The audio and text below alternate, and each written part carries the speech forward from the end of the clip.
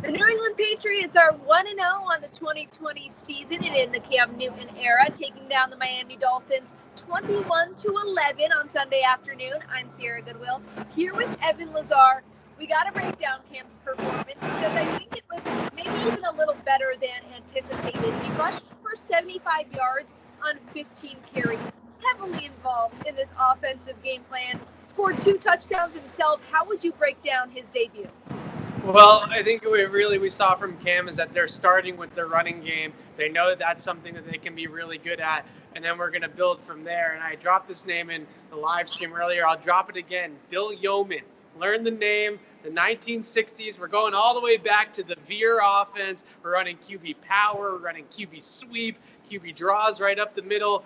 Speed option. I mean, this was just really fun to watch this Patriots offense completely do a 180 from anything that we've seen over the last 20 years outside of that one game against Houston with Jacoby Brissett back in 2016. That's really the only sort of inkling that we could have gotten out of what the Patriots offense was going to look like with Cam here today.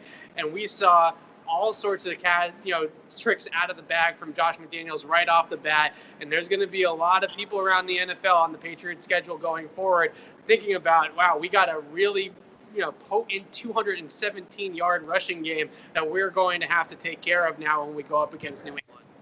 Yeah, let's talk about that rushing game because immediately off the bat in this game, Sony Michel was really involved. Rex Burkhead had spurts of being really utilized, and James White as well. We saw some J.J. Taylor. So clearly having a mobile quarterback opens things up and gives these guys opportunities. How much does Newton impact these running backs?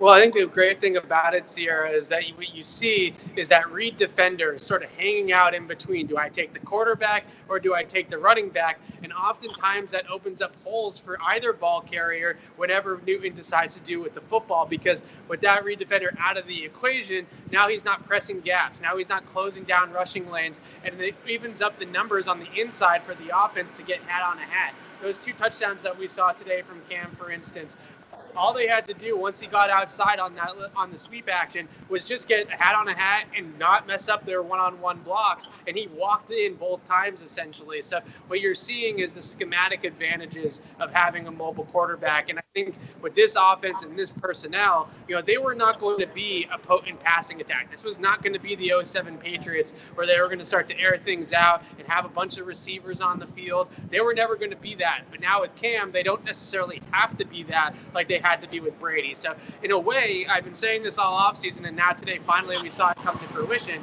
In a way, this personnel, this offensive grouping is better suited to have Cam under center than it would be with Tom Brady. I think Josh McDaniels definitely had a good time with putting together this game plan for week 1 against the Dolphins. So for all of our coverage of this game and beyond, you can find it on our website at clnsmedia.com and as always on our YouTube channel at Patriots Presscast.